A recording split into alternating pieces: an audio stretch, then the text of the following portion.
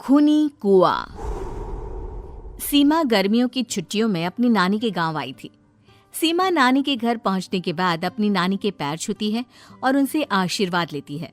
तभी उसकी नानी उससे कहती है, इतनी बड़ी हो गई मेरी सीमा, चल जल्दी से हाथ मुंह धो ले, मैं तेरे लिए खाना लगा देती हूँ।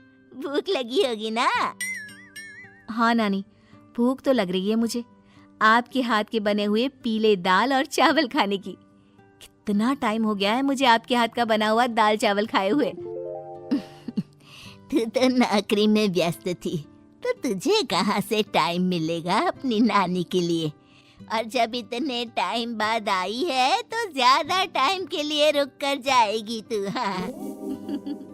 हाँ नानी, इस बार पूरे 2 महीने के लिए आई हूँ। सीमा की नानी अंदर जाकर उसके लिए खाना बनाने लगती है। सीमा कमरे में अकेली होती है, तभी उसे किसी औरत के रोने की आवाज सुनाई देती है। वो कभी खिड़की से बाहर झांकती है तो कभी दरवाजे से बाहर झांकती है। उसे समझ में नहीं आ रहा होता है कि आखिर रो कौन रहा है। तभी नानी खाना लेकर आ जाती है। वो अपनी नानी से कहती है, नानी, कोई औरत रो रही है क्या? मैं जब से यहाँ आई हूँ तब से मुझे यहाँ किसी औरत की रोने की आवाज आ रही है। हे भगवान, कहीं ये वही तो नहीं? बोलो ना नानी।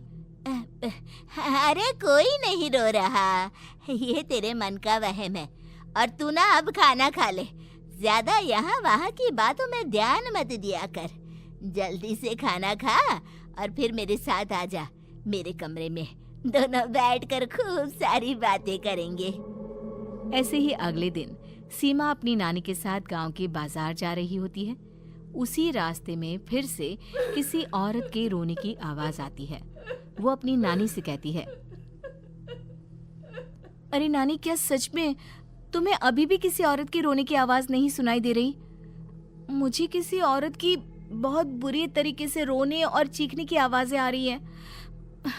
मैं बहुत परेशान हूँ नानी, आखिर ये कौन है? मुझे लगता है कि सीमा को शहर भेज देना चाहिए, यहाँ रहना उसके लिए ठीक नहीं। नानी बोलो ना, आप चुप क्यों हो जाते हो? सीमा, तू घर चल, मुझे तुझसे बहुत जरूरी बात करनी है। नानी सीमा को घर ले आती है और सीमा से कहती है, सीमा, कल सुबह तू शहर वापस चली जाएगी। अरे अचानक? आखिर क्या बात है नानी, आप मुझे ऐसे जाने को क्यों कह रही हो? मैं बस जो कह रही हूँ उस पर ध्यान दे। तू कल सुबह यहाँ से चली जाएगी, और ये बात मैं कोई मजाक में नहीं बोल रही। तू कल जाएगी तो मतलब जाएगी।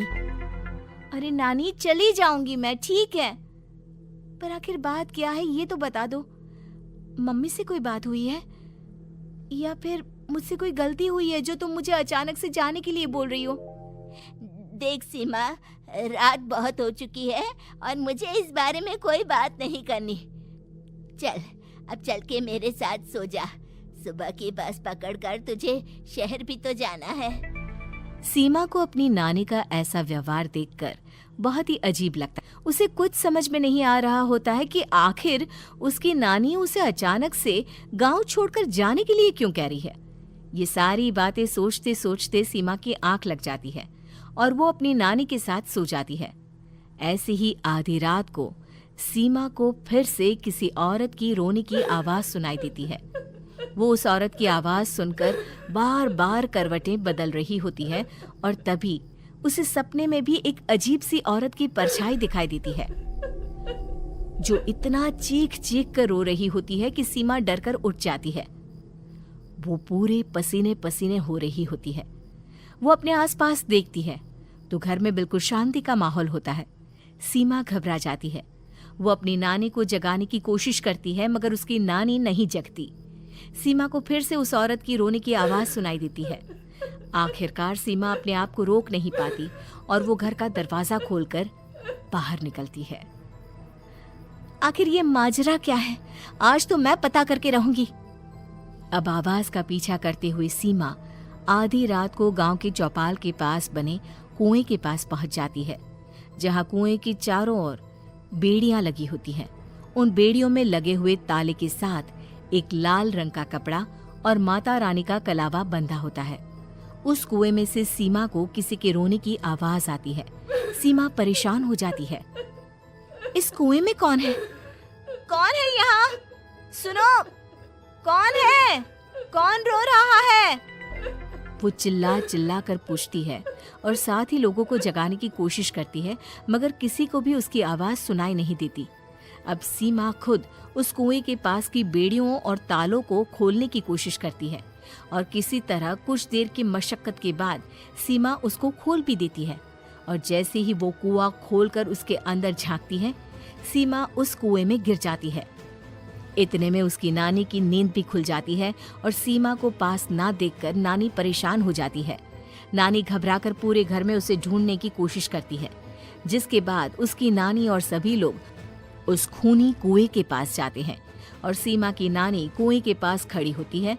सभी गांव वालों और सीमा की नानी को सीमा के चिल्लाने की आवाज आती है। बचाओ, कोई मुझे बचाओ। मेरी बच्ची, हम आ गए, हम तुझे बचा लेंगे।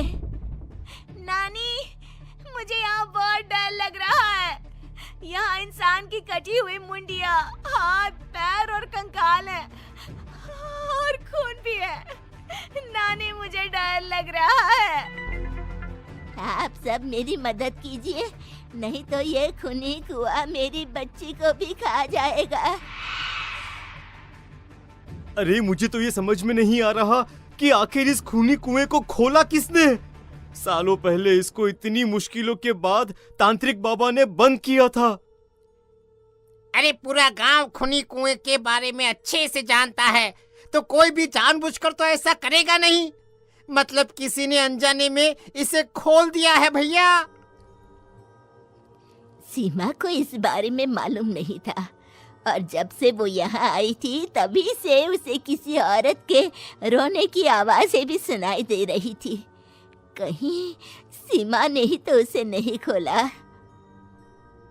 अगर ऐसा है तो फिर सीमा का बचना बहुत मुश्किल है। वहीं कुएं के अंदर सीमा रोते हुए बैठी होती है कि उसे आवाज सुनाई देती है जो कुएं के बाहर खड़े गांव वालों में से किसी को सुनाई नहीं देता। आज सालों के बाद मुझे ताजा खून मिलेगा। तेरा खून पीकर आज मैं अपनी प्यास बुझाऊंगा।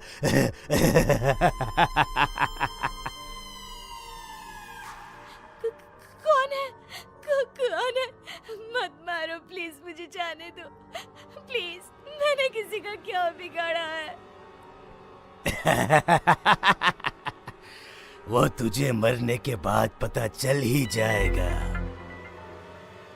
जितने में गांव वाले और सीमा की नानी कुछ सोच पाते, उतने में उन्हें सीमा के चिल्लाने की आवाज आती है और अगले ही पल सब शांत हो जाता है।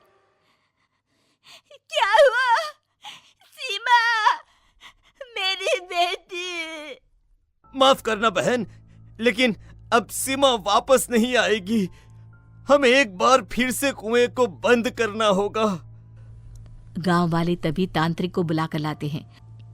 एक बार फिर अपनी शक्ति से तांत्रिक बाबा उस कुएं को हमेशा हमेशा के लिए बंद कर देते हैं और वहां एक बोर्ड लगा दिया जाता है कि यहाँ आना मना है।